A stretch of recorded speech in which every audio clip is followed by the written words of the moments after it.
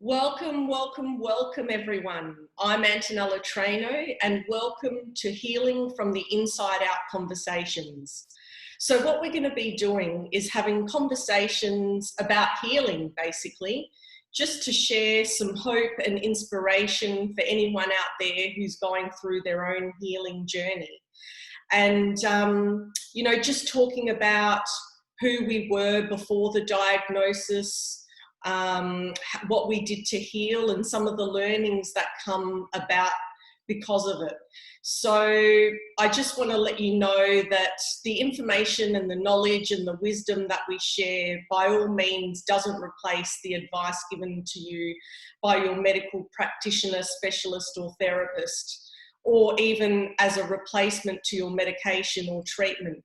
But it's simply just a conversation about various ways that we can go within ourselves to find the answers to our own healing. So without further ado, I'm going to introduce you to Helena Pollard.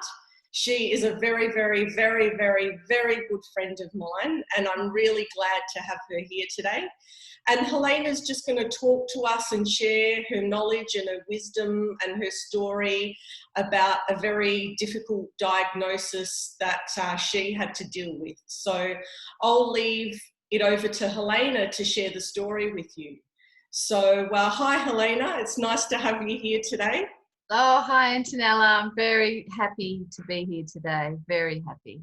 Yeah, so one of the things that I want to talk about firstly is, what life was like before your diagnosis. So just to let everybody know that Helena was diagnosed with multiple sclerosis about, was it 2 years ago now? No, well, the end of 2017. Yeah, so about... I'm in my fourth. Yeah. So, the whole purpose of these conversations is to, it's a whole new philosophy that maybe people are hearing, and a whole new way of thinking about things, that there is another way. And to also, there might be many people out there who have heard these concepts before, but talking about concepts such as how our biography and our stories and our beliefs and our perceptions lead to, illness or wellness in our bodies. So, talking a bit about that and the people that we are before the diagnosis. So, Helena, if you could share a bit about, what was your story before the diagnosis? Who were you before all of this? Well, I was a very different person. And I was a person who was, I sort of summarise it in saying that I was a chronic helper, and also pretty much a chronic achiever and worker, and I was always busy. I was always sort of helping people. I was, which I loved doing. It wasn't that I didn't love doing that. I did actually love doing that. But I never stopped. I sort of knew a little bit of self-care, and I liked the idea that I sort of take care of myself if I'm looking all right, then I must be all right. But actually what was happening a lot of the time was there was a big smile on his face, and there was a lot of stuff going on behind. It was like the duck under the water, trying to battle to keep everything. So having saving face and being presentable was always very important to me. So yeah, I probably came into the category of always wanting to do things, always needing to be busy. Mm-hmm. So yeah, that was what I was doing. What was happening in my life was I had a lot of stress. So, and it was constant and ongoing for a lot of years. I was sort of proud that I was resilient. And I thought that was a good thing. and I just thought that was life. You know, I have had a pretty complicated family, and some issues going on there, and so I was constantly the fixer. You know, trying to sort of do everything, and then also trying to sort of have my own life as well. So yeah, there was a lot of stress and a lot of long-term stress over a lot of years, and I wasn't really comprehending how. Well, at different times I was. A couple of times I really broke down in a mental capacity. And growing up, once I hit my teens, I pretty much think I had depression and anxiety all the way through my adult life. But rather than expose that, I'd perform, I'd do what I needed to, and then I'd collapse in the background. So yeah, so that's pretty much that's pretty much a summary of how I was living my life. And so, you know, I think, you know, we tend to live in this state of stress and anxiety, and we live that way, and just, you know, it becomes part of the norm, and we don't realize the detrimental effect that it really does have on us. And I think a lot of people out there live that way too. They live in this constant state of stress. And it may not necessarily be stress as such that they're living under, but this constant state of something, whatever it is that's going on for them. So it could be this constant state of feeling anxiety over your mother-in-law or an ex that you just can't get over, or just, you know, living in those past situations that just keep going on and on and on. And you know, it just kind of becomes the norm to live that way, you know, and the body is resilient. It's very resilient. Yeah. But, you know, over time, it definitely has a detrimental effect. Yeah, absolutely. I thought that I didn't have a choice in all those things. Yeah. And so now I've come to learn, of course, that I actually do have a choice every moment. You know, each moment I have a choice about how I choose to live my life. Whereas before I felt obligated, and I just felt like, well, this is my lot. You know, this is what I deal with. And I'm not saying my life was terrible all round. I had some wonderful aspects to my life, but personal relationships or romantic relationships were always difficult for me. I could never work out, you know, what was going on there. And I just thought that I didn't really have a choice in those things. Well, of course, you know, especially particularly with family stuff. So yeah, I just sort of went along and coped the best I could, and that was sort of the best I could do. Yeah.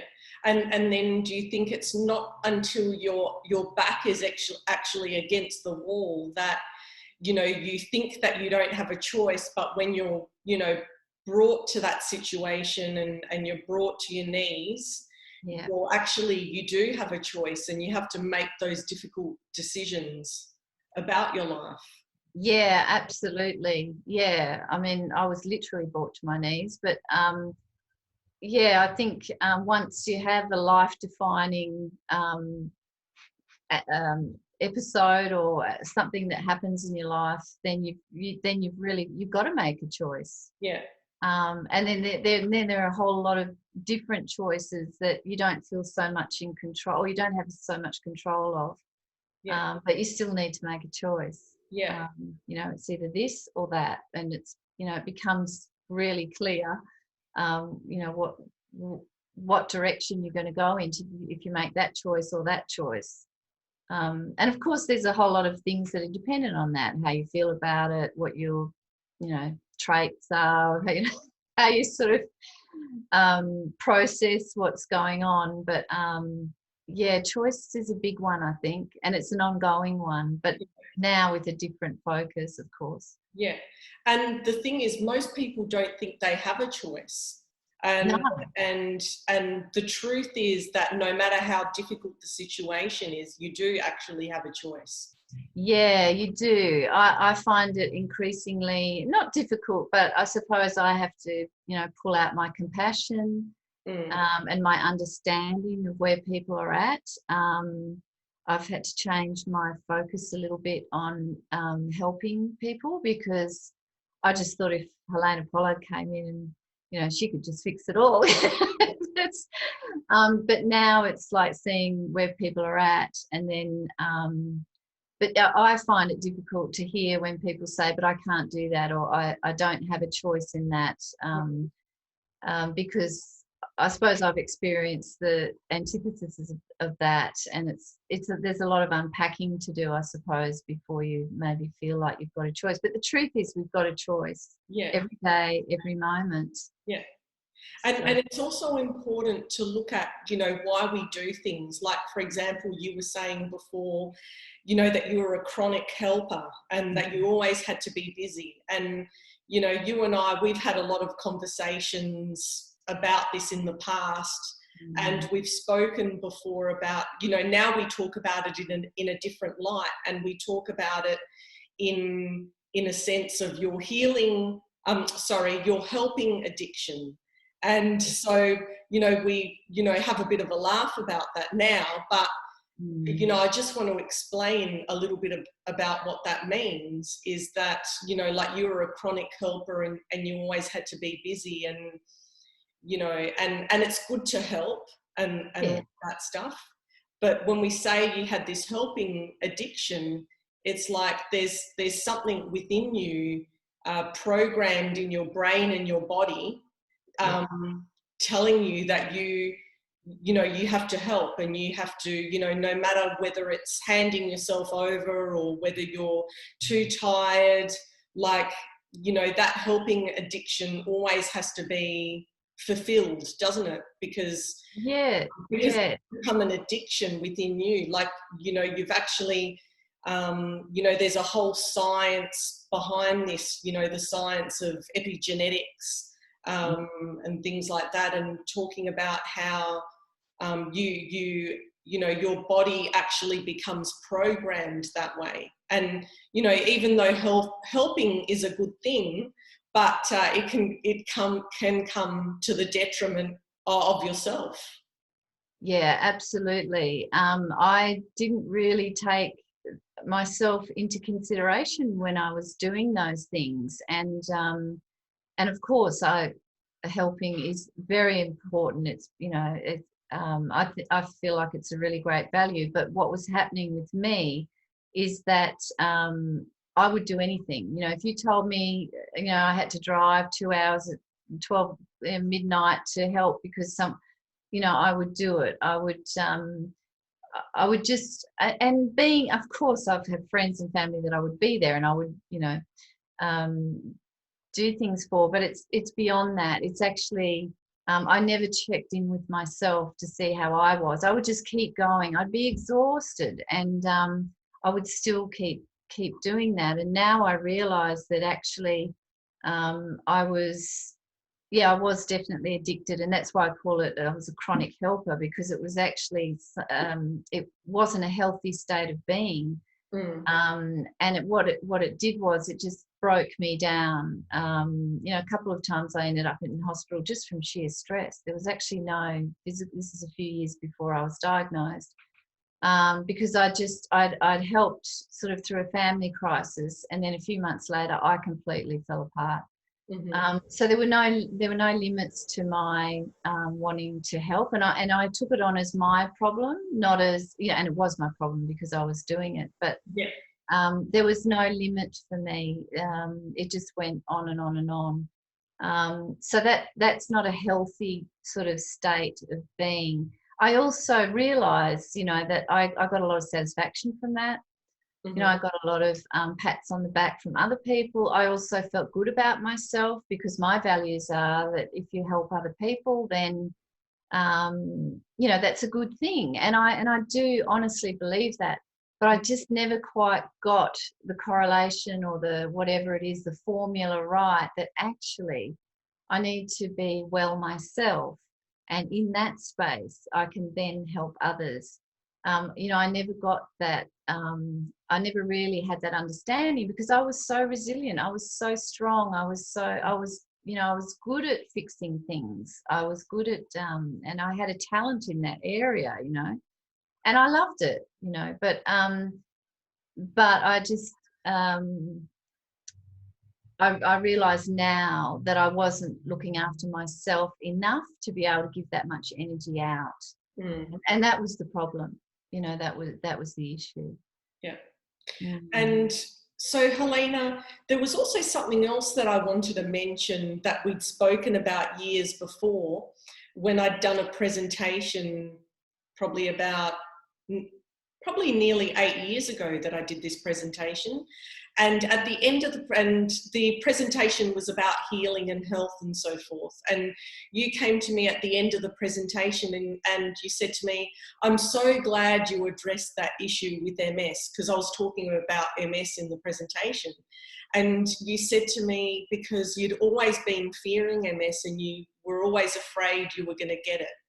So tell me a bit about that. Like, you know, what was going on? What made you so afraid of MS? Well, I mean, I still ponder it now, but I just, since I think a teenager, I had this sort of unusual fear that around MS. So to the point where I would never utter the words. That was probably the first time I said that to you that day. And I would, if the, you know, the TV comes on and there's the ads for it, for the, you know, the lottery and all this sort of stuff, or if I was in somewhere and I was flick through a magazine, I'd be scooting through it. It was just this instinctive feeling that I had about it. And so, yeah, it just seemed a bit, it was sort of like a little secret I had with myself. It was almost like I didn't want to verbalize it because, you know, whatever, but it was like a secret. But when you said it and us, you know, being good friends, I felt safe in that space. I don't know, it just, it felt good to be, it was like I was making a confession, you know, almost. And there was another thing that I took from childhood, and I remember being as, you know, I don't know, maybe 9, 10 or something. And it was on the news that a boy had gone to bed and then he woke up in the morning, he couldn't walk, he was paralyzed. And those two things, I don't know, I just had this fear in me about those two things. So that, you know, of course I've done a lot of questioning about, you know, did I create it? Did I prophesy it? You know, I don't quite know the answer to that, but maybe deep within my being, I knew something was coming.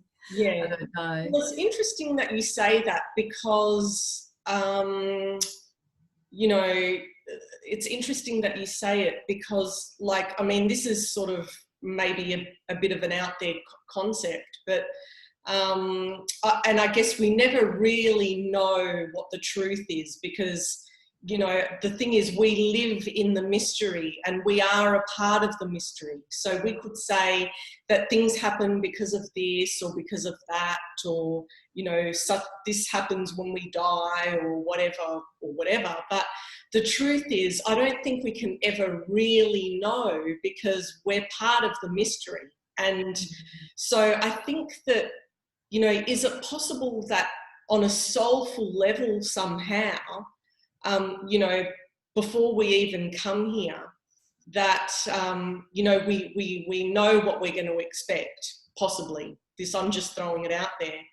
And then when we come here, there's a part of us that has this intuitive feeling about it, possibly.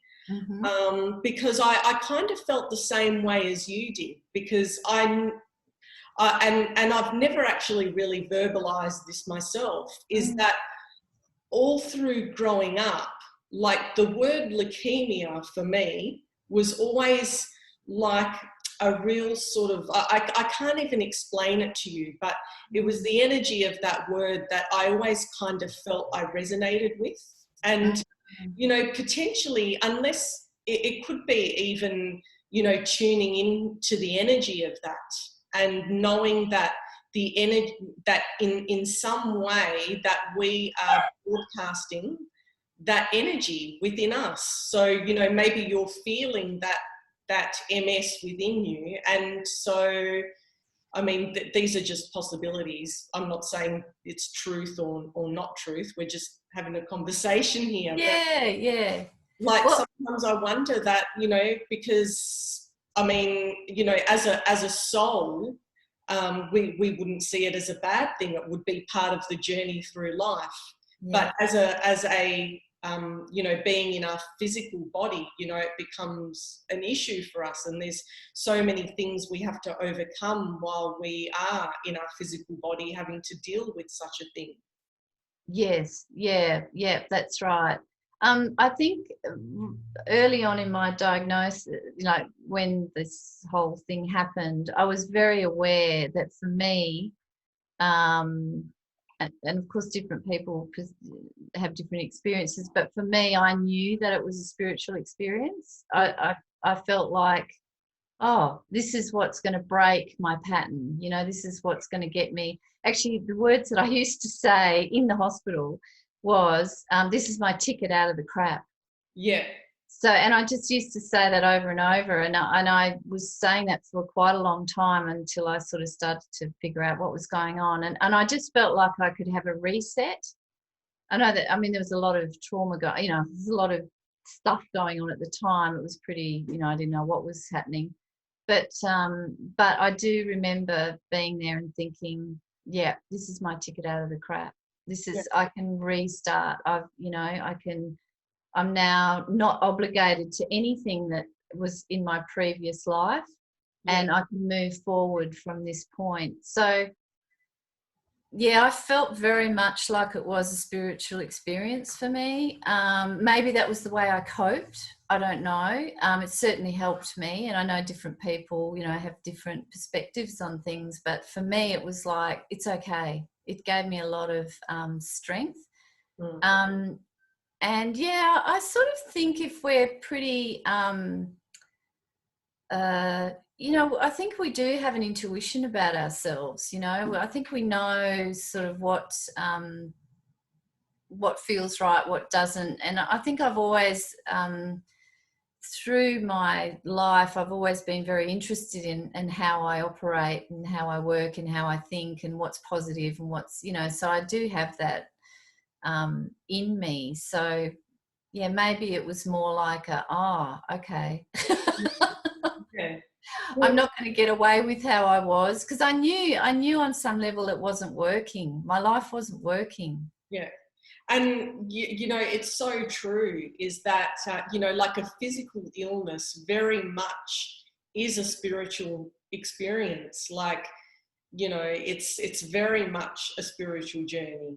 And, you know, just looking at who you were before, who you were after, you know, the whole journey along the way. And it's really important to, I think it's really important to really dig deep inside ourselves, because we normally don't dig deep and don't really become aware of the person that we're being and the things that don't serve us and what we need to change about our lives. And unfortunately, it, you know, a lot of the time it comes through like a very difficult diagnosis to be able to start putting the wheels in motion to start changing things. And, you know, like I read this great quote from Carolyn Meese in her book, why people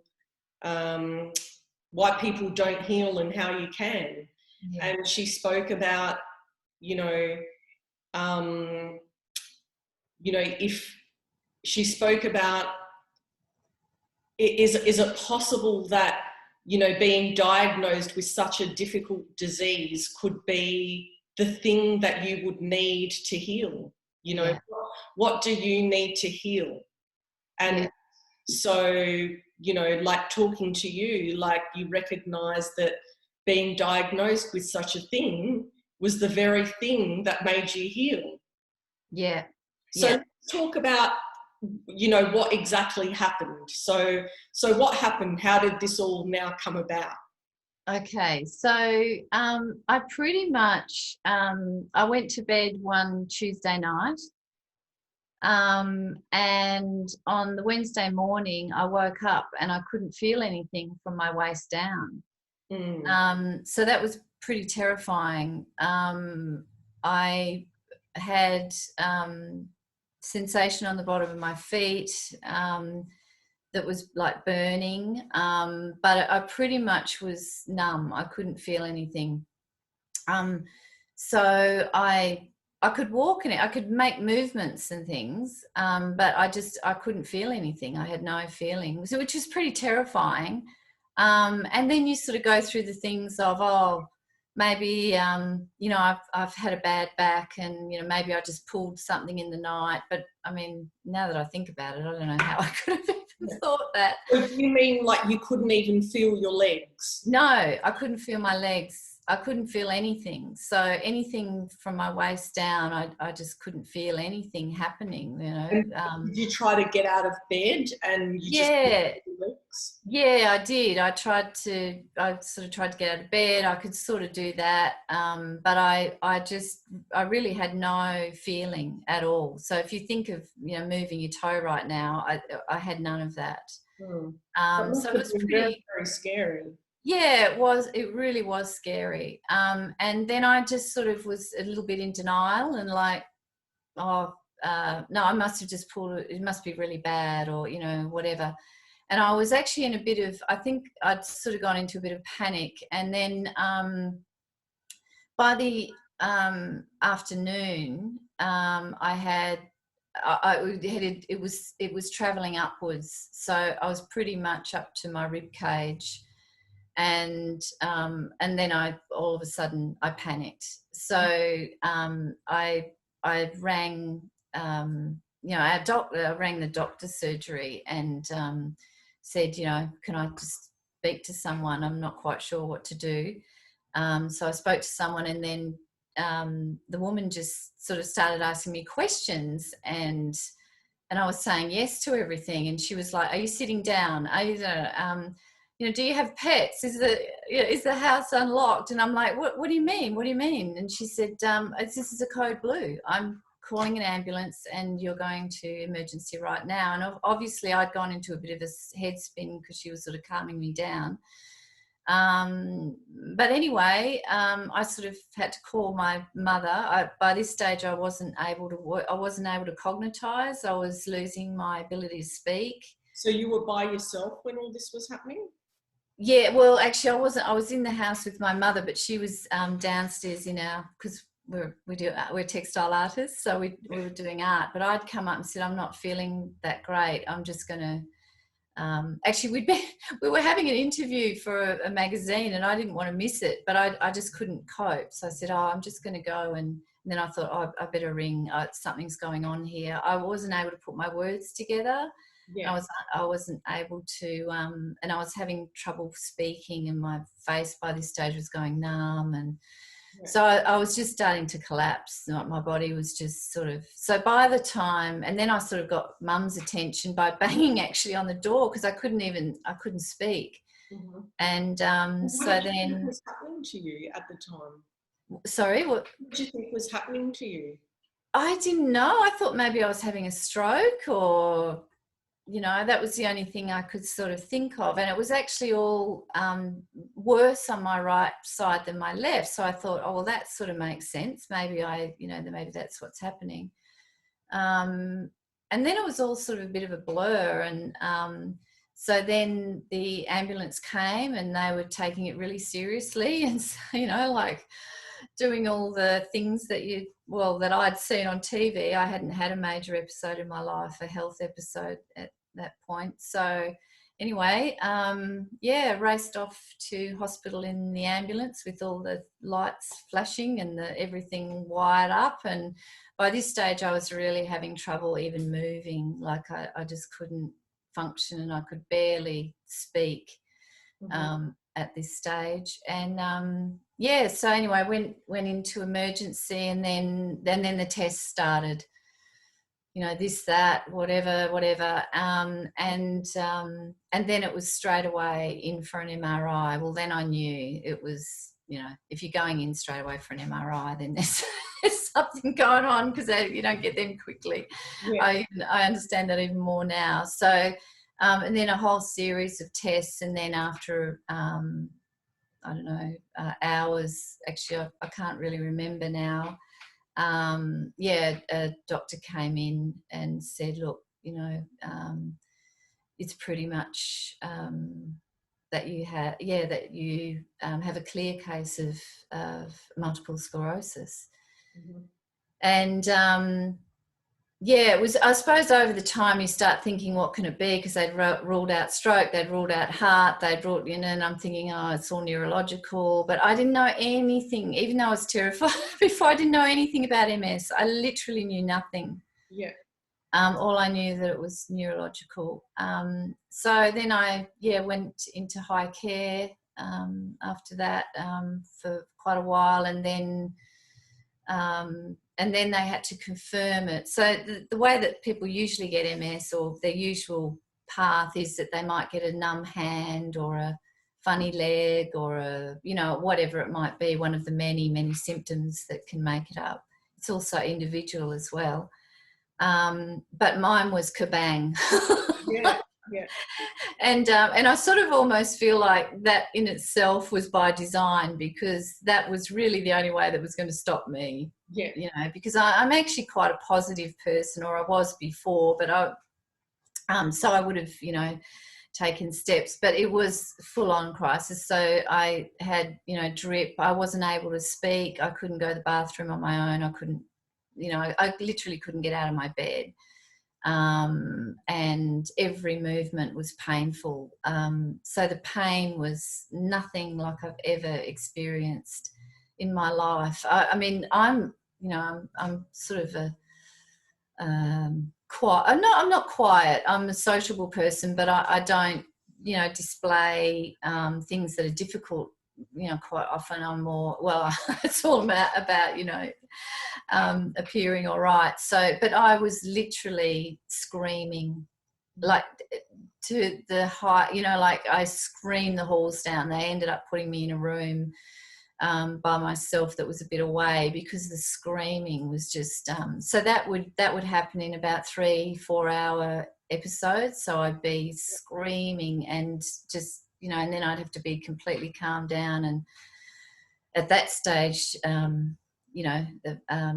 drugged up, I suppose, because it was just unbelievable. So I was in hospital for about 4 weeks, I think. Mm-hmm. Which was, that was also challenging. But I sort of felt safe there, to be honest, because I knew that they'd be able to look after me straight away. And because I was having these random things going on, at least I was in a place where they could. So I was sort of happy to be there, which sounds funny, but I was very grateful for the emergency care that I received at that time. That was very important.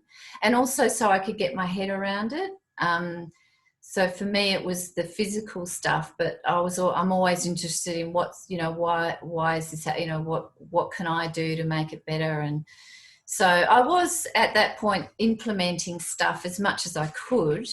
But it was very difficult. It was a difficult time. So if you can imagine, I just lost all my function, Mm-hmm. And what was the prognosis? So you were diagnosed with MS. Yeah. And what did they say about it? What was? Yeah, well, what pretty much what they said was that this is a sudden onset and a crisis, a critical onset, which isn't so common, but because it was that, obviously my whole body had flared up. They really needed to wait until I'd calmed down, but there was it was pretty much, you're in by the time I left hospital, I was in a wheelchair, and that, we can't really say whether you're going to get any better, and we'd probably, prepare yourself for a life in a wheelchair.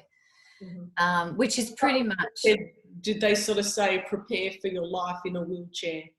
Yeah. Yeah. Oh, yeah. Yeah. It was definitely, this is how it's pretty much going to be. We do need to wait till you stabilise. So, and there's also different forms of MS, but what they were saying was I had the worst, progressive, all that stuff.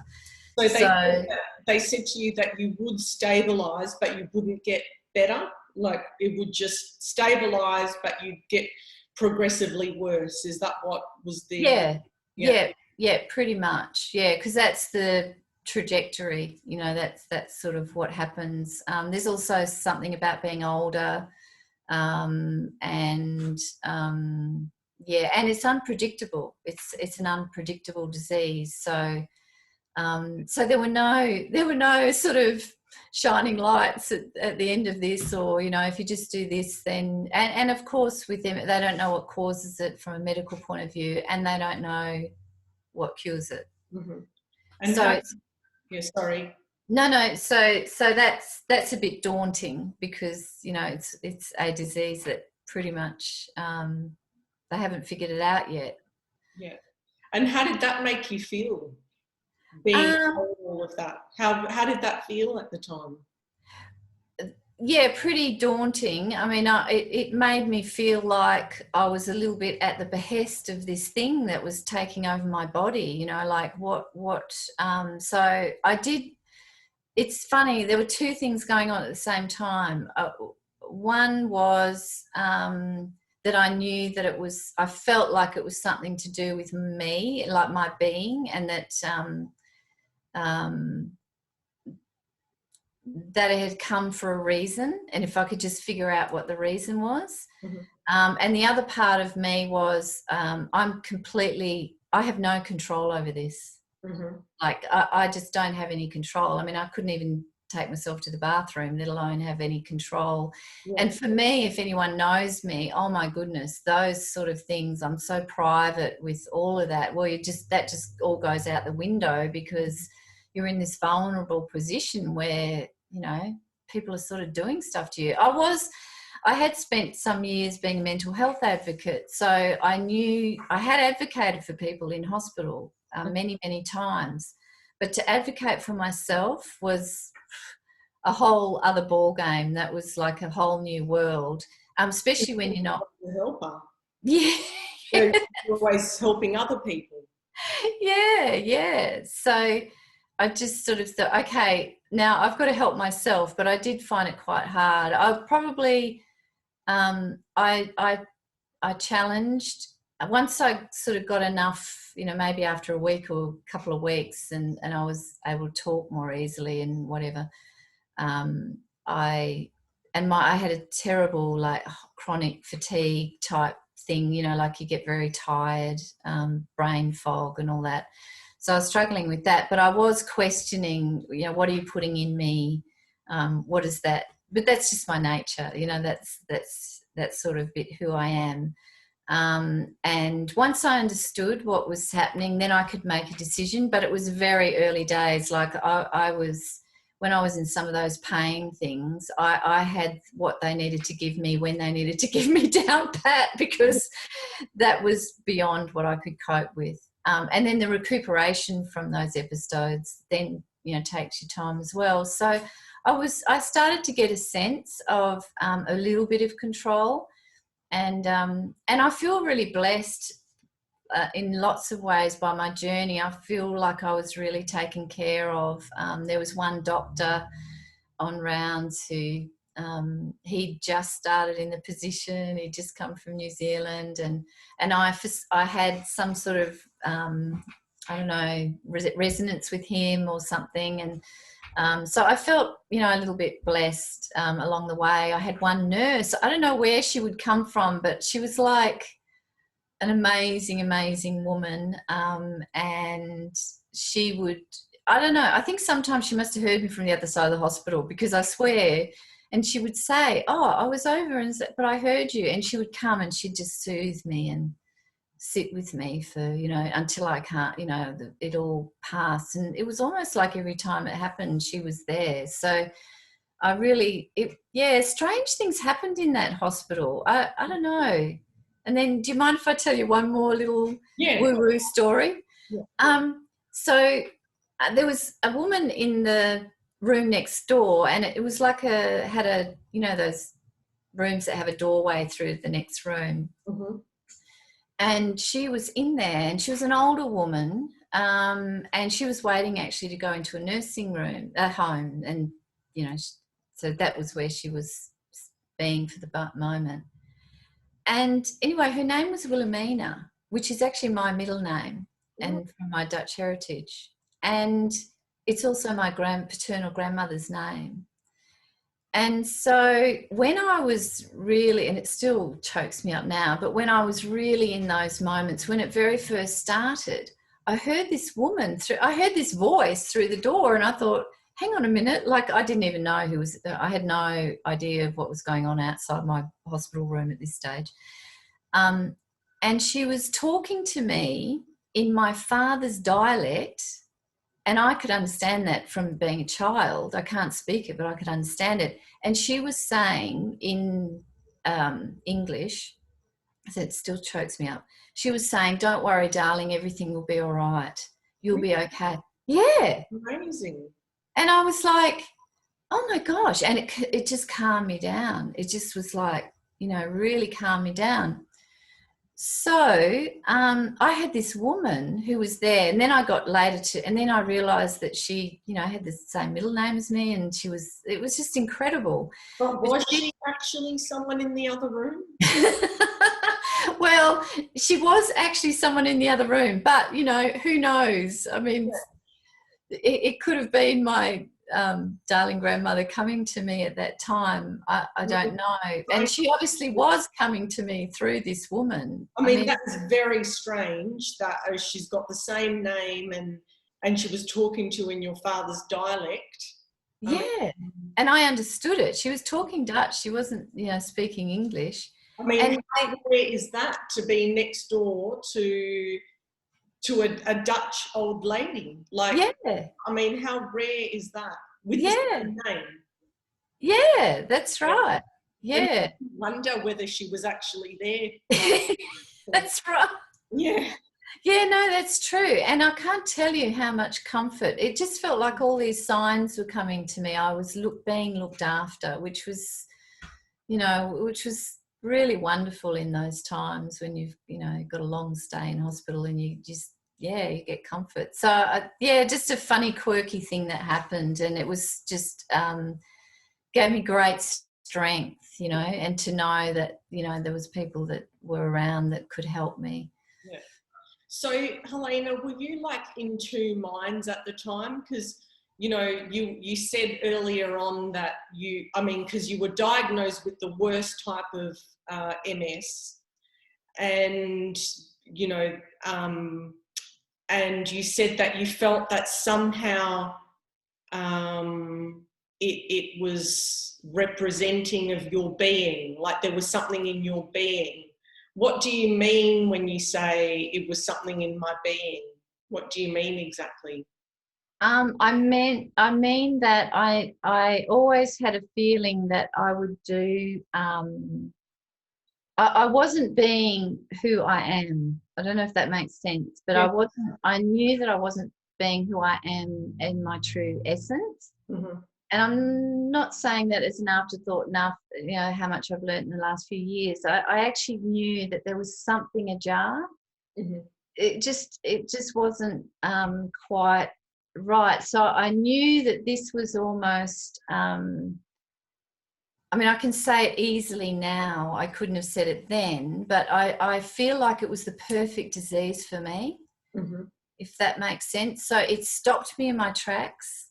There was no going slow with my diagnosis. It was literally from one day, from night or day to night. And I literally woke up in the morning, my life changed. Yeah.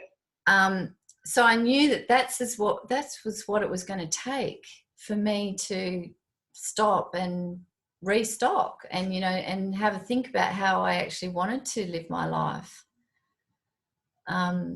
Yeah. Yeah, so that's, Yeah, that's sort of what, yeah, that's pretty much what I mean. I knew there was something not right in my life. Yeah. And Mm. did you ever believe the prognosis?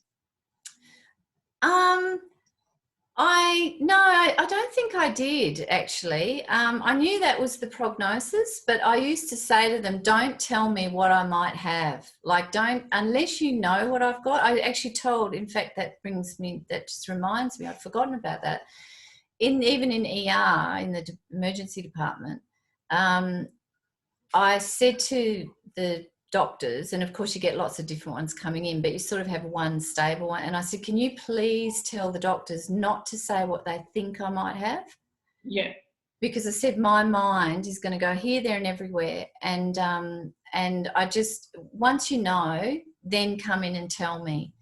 Yeah. But I sort of had a feeling it wasn't about the illness right from the start. Don't get me wrong, I was going through a really difficult time, but I just felt like it's not really what they're going to tell me. And whatever it is, I need to decide right now whether it's fixable for, like me. And very early on, even in those early days, I just thought, if I don't believe I can cure, then I'm not going to. Yeah. So, this is what I want us to have the conversations about, because I want people who are listening or viewing, like, I want them to see that, there's something more and there's something far greater going on than, than they can ever possibly imagine. That if you are told, and I mean, it is what it is, isn't it? Like, it is that. But if you, and there's a certain level where of course you believe what they tell you, because that's what you've been diagnosed with, but there's a certain point where, how much do you actually really, take that on and make it your own? Or do you, you hear what they have to say and recognise that there's something else going on far greater within you and around you that you don't even know, because like I said, we're part of the mystery. And that, in some ways we are always searching for a miracle or for the miraculous. And we think that the miraculous has to be some beaming thing coming out of somewhere, and like that rocks and shakes our whole world. But what if the miracle is actually you? What if the miracle is the very workings of your biology, the very workings of your brain? What if the miracle is the disease?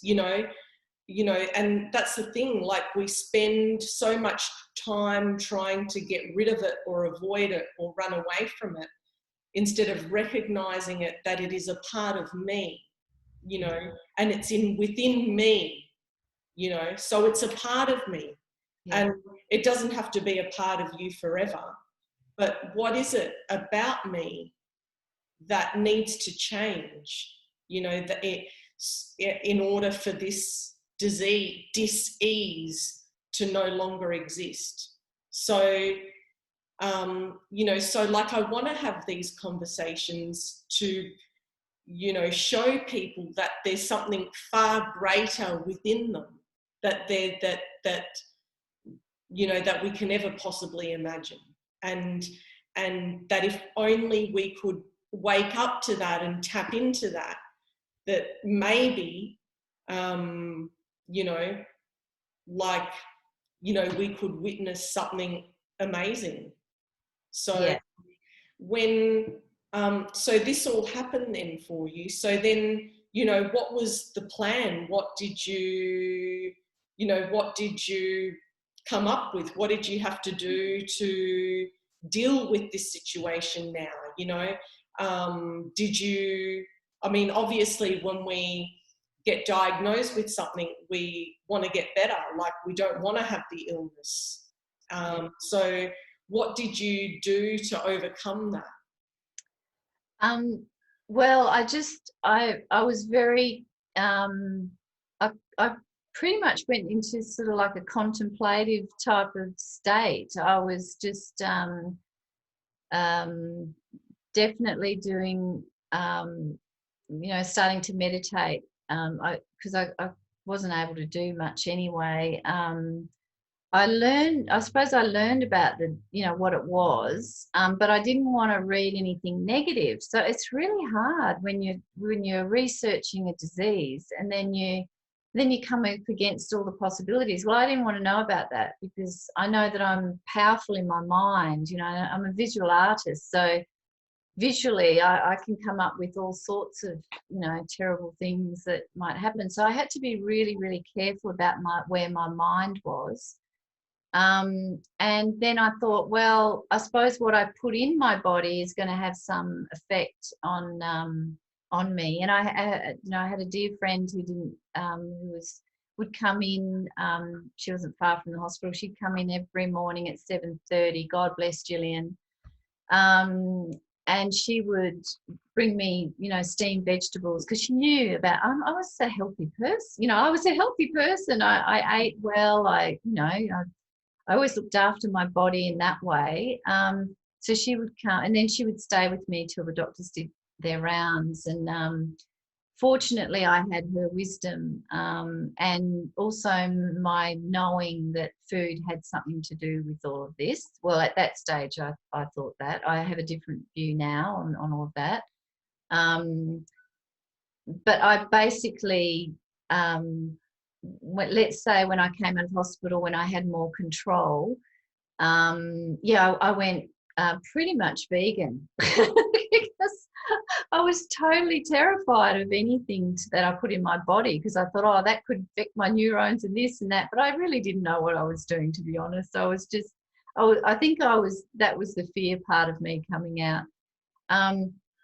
So I did that. I knew that I needed to go inwards. Like I knew that it was unexpressed pain by that stage. I knew that that's what was going on, and I had to get into a very sacred space with myself, so to speak. So I was meditating a lot. I was listening to solfeggio music just to calm me down. And even, that started in hospital because it was the only thing I could cognitize at the time to put in my brain that would calm me down a bit. Anything that would be calming, I was doing. And I think I sort of developed a little bit of things on my terms, which, I was very usually, quite, not that I'm not gracious now, but I would accommodate, but it was pretty much, I sort of need this. I need quiet. I need help. And it was a big thing for me to ask for help. That's one issue that came up for me. Mm-hmm. Not very good at asking for help. And in fact, if I'm not doing well, then you probably wouldn't hear from me. If I was doing all right, then, unless it was, I was really in a bit of trouble. So actually receiving assistance and help from people was really, really difficult. Yeah. And I actually said to my mother in the first place, I don't want you to, like my close friends and whatever, I don't want you to tell anybody else about it. That's not going to happen. Anyway, that also got turned on its head. So, and just going back to the knowing, for the few months before this episode happened, I'd actually felt, to be honest, emotionally a little bit abandoned. I felt a little bit alone, like, well, people don't really care. I know, of course, I've got loving friends and family and all that stuff, but in my own self-talk, it was just this idea that I was getting that, well, Helena, you need to be self-reliant and at the end of the day, and all this sort of stuff. So I had a little bit of this. I could probably explain it more, but basically I was feeling a little bit alone, and there was no outward reason for that. I just was feeling that internally.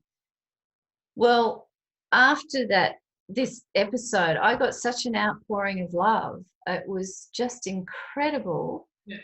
And a cousin of mine, Mum had said, well, Helena doesn't really want people outside of the circle, to know. And she actually said, and in fact, I should tell her this. She said, but she's not allowing people to pour her love on her. Yeah. Mum relayed that story to me, and I said, tell the world. I'm done with being this self-sacrificing, accommodating person that doesn't want to bother anybody. It was probably more about that. And anyway, that was really wonderful. That was a really great sage piece of advice. And so yeah, I looked at my food. I looked at my my meditation. I put calming around me. I didn't have much choice at that stage. I mean, I always had choice, but I basically chose to not have many people around. I couldn't cope. And the other thing that I realised later on, not at this point, was the stress in my life, which I addressed later. But yeah, they were basically what I did. Mm-hmm. And so, you went and did all of those things, was it difficult? Was it a difficult journey implementing those things? Were you feeling quite fearful because, potentially what you were being told was different from what you were believing? What was that journey like? Yeah, so I knew that I wanted to do a natural path to my healing, and that's specific to MS because they don't know what causes it, and there's no cure. So I was like, well, if you want to test me, but tell me why you're testing me, because if you're doing it just to observe, we already know I've got MS. And if you're doing it because there's a cure that's going to come after that, because some of it was quite invasive and painful and all that and scary, then I don't sort of I don't want to do that. Why would I put myself through that? So that the medical experience was one whole thing, and I felt like I'd got into a space where I was sort of fighting, really, which wasn't great, but I had to have some of it.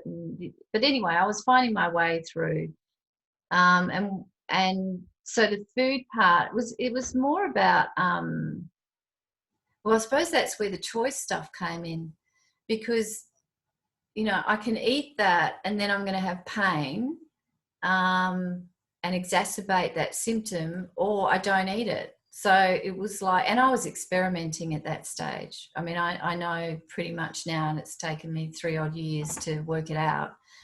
And then you do research and think, oh, that diet, and then I should try this. And I was like, I was just doing my head in. But I have got a bit of and this really kicked it into being that, okay, Helena, what do you want? Do you want to be unwell or do you want to be well? The food stuff was something I could control. I had no control. Like, even when I came home, I was in a wheelchair, and then the physio would come, and then the OT would come another day, and sometimes I'd have 2 people coming to the house, and it was just this onslaught of medical stuff. And I knew that I had to keep my mind really well. And actually, I got to the point after a while where I actually stopped the OTs and the physios from coming, because I woke up one morning and I felt really quite depressed, and I thought, nah, I can't. I know depression. I can't go there. And then I thought, you know what? It's just the messaging that I'm getting from, like, oh, you haven't got someone to move the furniture yet, but, you better get used to this because the wheelchair's got to come through. And the one thing I had was a little shop in Bali with a girl that I had in Ubud, that I'd trained up to do my natural textiles, and it was something that I was thinking, oh, I could do that, because I could maybe, I've already trained her how to make it, maybe she could make, and then I could, and all this sort of stuff. And then I had one interview for something, I can't remember, and the nurse just said, so, what are your goals? And I said, well, I can't do what I was doing before, but, maybe I could have, eventually an online shop. And, And she just sort of looked at me and said, oh, you won't be able to do that anymore. And my whole world just crumbled. It was like, no, that's something I can do. I can do it by the phone, and I'm talking better now, and I could just do it for a little while and I don't get tired. And it just crushed me. Yeah. And that's the thing, like, you know, you've got to really watch the messages that are going into your brain, you know, and I think a lot of people out there, you know, and the people delivering the messages, I mean, I know that it comes from a place of, you know, what they believe and education and the statistics, and whatever it is. But you've got, you know, the messaging that's coming in is very, very important. And I think a lot of people out there really take those messages on board and live by those messages and believe, you know what, like, yeah, I better make space because I'm going to be in a wheelchair. So, you know, so you could have been one of the people who took that on board and said, yeah, okay, I'm going to have to make the space. But instead you decided, well, you know, you ended up not having the OT coming over anymore, you know, and you know, that the way that you're thinking and the messages that you go in is like of paramount importance. And you know, because those seeds get planted and they can keep growing and growing, and it's up to you. And the thing is that, you know, the seeds will always kind of be in the back of your head in a way. Like, would you agree? The seeds are kind of there, but, you know, you're not going to water them and fertilize them and look after them and nurture them. You know, you have to start planting new seeds. And that's the planting of new seeds comes from reading different material, reading other people's testimonials, looking at other ways of healing, you know, going down the spiritual path, trying to, you know, figure out all of those things and then watering those seeds, you know. So basically then at the time they said, you better make space, you know, you're going to have to make space for the wheelchair, you're not going to have your online business, and they said that you were going to stabilise but you wouldn't get better. So you would just progressively get worse. That was what the outcome was. Yeah, it was. And it's interesting that saying this now, I feel like there was a definitive moment where I thought it's really tricky. It was like, oh, I've got all these people helping me. I've, you know, I can, you know, I don't really need to do, well, I couldn't do anything much for myself at that point. And I do know around that time of the wheel chair, and I just have to preclude that, I mean, to preamble that, I began to understand that the training, I said it earlier when we were talking about having compassion and understanding of where people are at. And those people definitely feel like they're doing the right thing. And then I understood that a lot of them have had training to not disappoint I don't call myself a patient now, but not to disappoint the client or the patient, because it's just sort of giving them false hope. But for me, it was really, I couldn't allow any sort of thought like that. So even when they were saying, you know, there's group things going on at, you know, whatever it was, I just had to be brave, actually, and quite courageous, and say, I don't really want to be around other people who are at a worse stage, or if I can see another symptom, because I'll just make it up in my head. I know, I'm sort of almost like, I know that I'm actually a little bit fragile in that area, so I'm really highly protective. So I made a conscious choice, and I thought, oh, I could go down that road and be looked after and never really have to take much responsibility for my life, for my health and my life much more. I remember having distinctive thoughts, thinking, I could go down that path. And it's actually quite attractive. Yes. When you've had a life of stress and always looking after other people and never feeling like life quite worked out, it's really, really tempting. but I just knew that that wasn't my personality or my spirit or whatever it is, and I actually had to pull myself out of that. So then when I started to feel that sort of, I thought, right, I've got to pull out all stops. And it was quite brave ringing up and saying, I don't want the OTs coming. They thought, what's the, you know, you just come out, how can you not have them come? You know, you need them. So sorry, I lost the thread of where I was going. So, I mean, they're absolutely necessary, and they're absolutely right, you know, and they're right in that reality, you know, and it's like, it's really, at the end of the day, what do you believe in? Because, you know, at the end of the day, we are spiritual beings having a human experience. And you know, when it comes to the physical and to the statistics and to the diagnosis and the prognosis and the treatments and all that, it's all right in that realm, you know. But there is something that goes beyond that, because how do you explain all the spontaneous remissions that occur? How do you explain all these healings that don't fit that mold? How do you explain that? And like, I know in my experience, you know, the answer that came back when I asked the question was that it was just biology. So there was no explanation as to why these healings took place, because it was just biology. You know, but the question is, what is just biology? What is driving biology? You know, what is really going on behind the scenes, you know? And so then, you know, so if you would have taken all of that on board, things may have been very different for you, but instead you chose to think differently. So, you know, and like I say, I'm not saying stop your medical treatments and don't go see your doctor. That's not what this is about. But it's about, you know, opening up to the fact that potentially there could be something else out there. So then, you know, so you implemented all these new things, you realised that your state of being played a part in that. You had to change this dysfunctional way that you were being, you know, and overcome what they said to you about being in a wheelchair and not getting any better. Where are you at today now? So today, I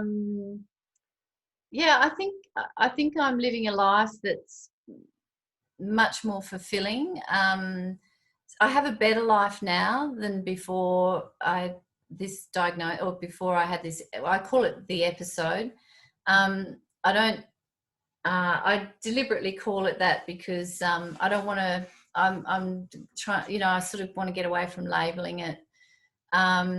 So my life is a lot better now. I have a lot more control over my life. I understand, you know, a lot more about what I want and how I want to move forward. I don't have the fear like I may have had. I'm sort of living how I thought I always wanted to live. You know, I meditate every day. I eat really great food. I'm very conscious of everything I do. Like, that was one of the biggest. In fact, I've sort of gone into that stage of I'm so well rehearsed in it now that I've got my routine, you know, like I don't overdo things. Well, I should have been doing that before, you know, like I manage my time a lot differently. I manage what I get involved in. I stop. I don't say yes straight away. I say, you know, let me get back to you about that. Now, the strange thing about where I'm at the moment is that I look and you know, nobody would know. If I don't mention it, you know, nobody knows. Whereas for a long, of course, you know, from a wheelchair, and then I made myself, you know, get into the walker and then into the, you know, the the stick, and now I'm pretty much mobile. I'm not symptom free. I'm not symptom free, but I have a much better quality of life now. Mm-hmm. Yeah, and that I suppose I've gone deeper and deeper, and I've learned a lot more. So with my diet, I know now that it's completely a choice, and there's no right or wrong. It's what suits me. I know that I do now I've sort of worked my way around, and I'm having physio every week, and I do OTs and all that sort of stuff. But I do it with a different focus and understanding now. Mm-hmm. I know that that's the help that I've been given, and so grateful for. Yeah. To live a life that I'm really enjoying, and I'm actually really enjoying life now. Yeah. So that adds to your well-being. Yes. Those things. And what about, you also told me recently that you had some really excellent results. So where are you now physically?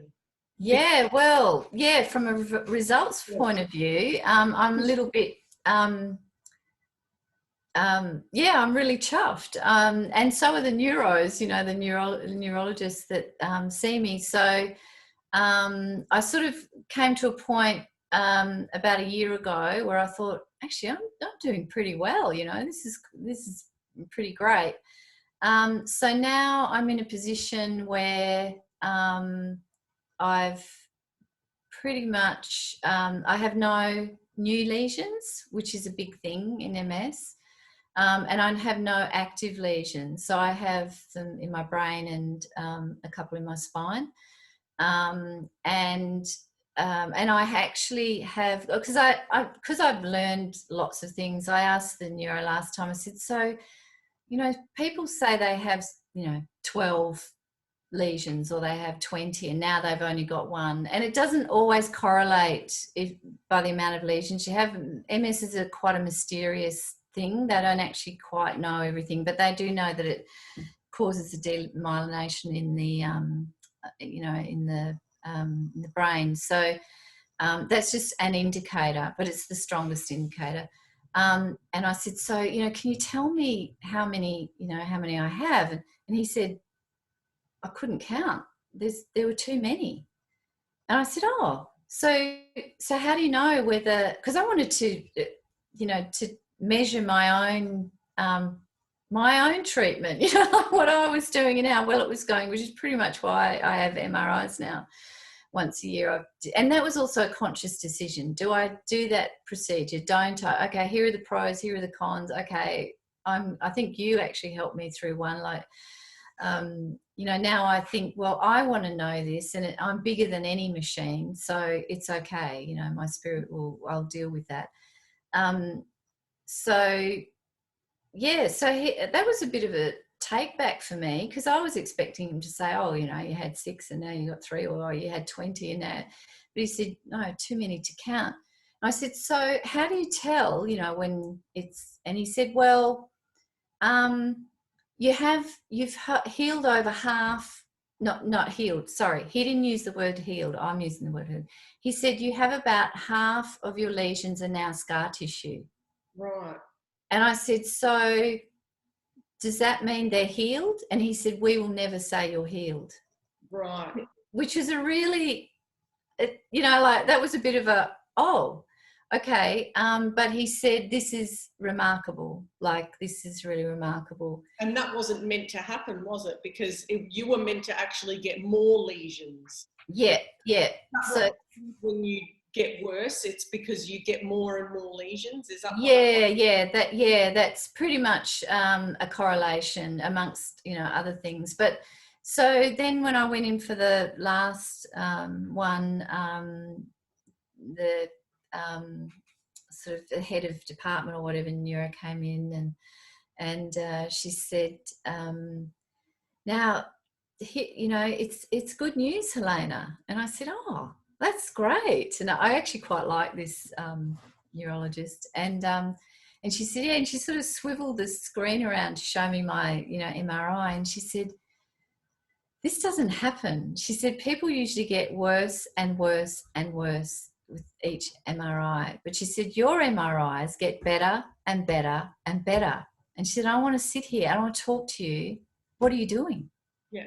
Because she said this doesn't normally happen. So I think I don't know whether I was more chuffed about the MRI or her actually saying that and actually acknowledging that there might be something that is going on that's not medical that can actually, you know. And she said, you've proved to me after, well, that was 2.5 years, after 2.5 years now, that you can, and you have the will to do it, and you can. Yeah. And she said, I'm just really interested because I have got some other patients that may have the will and are able to put in some of the lifestyle changes that you've done. Mm-hmm. So that I felt really honoured, you know, and that was really a defining moment in my journey. And yeah, of course, it has got better and better. So yeah.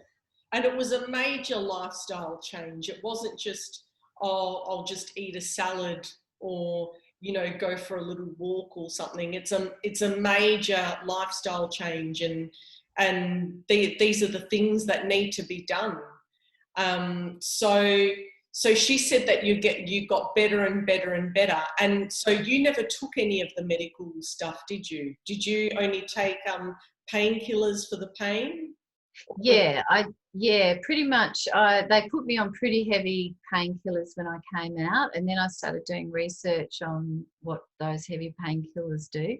And then I couldn't work out actually some of my brain fog and some of my symptoms, whether it was actually from MS or if it was from the medications I was taking. Mm-hmm. So I weaned myself off that at the you know, the doctor wasn't that keen for me to do that, but I could sort of, I would gauge my threshold, and then I always had a something that was in place in case I was really not, you know, coping. Mm-hmm. But don't forget, you know, I definitely don't want to talk for other people and what they're experiencing, because definitely there are some great treatments that help. But for me with MS, because any medication is only to treat symptoms. Mm-hmm. It's not actually a cure. So I decided that I would go as far as I could, and I knew from looking at some of the longitudinal studies about food from Dr. Terry Walls and Dr. Jelinek and some people that actually had experienced MS themselves and who were doctors and obviously had longitudinal studies with food, rest, and some exercise actually does really, really help. So I thought I'm going to give myself time, and okay, if I'm not any good after that, then, you know, I'll consider it. So that's what I did. But the treatments, I wasn't really that. You know, I did the research, but I just decided that I would give myself a go. And yes. Yeah, so I thought I'll do that. So then it was a bit of it was experimenting with food, and there is something in me, and with that experience, it really came up that I can be disciplined if I really need to be. Yeah. And going back to pain and being how I was in the early days, that wasn't an option for me. So it was like, well, Helena, you can either, you know, experiment with that or not, and then you'll have the pain. So what do you want to choose, you know? But I think, you know, now, like, so much time has gone by that you've become a new person neurologically and biologically, that you could never go back to the old person that you were. Thank goodness. Yeah. Thank goodness. If you had a piece of advice you could give to people who are potentially going through the same things, what would you say to them? I would say trust yourself. And I know that's a really difficult space to be in, where you feel like you've got no control over anything. But I feel like trust yourself to make choices, and good choices for yourself.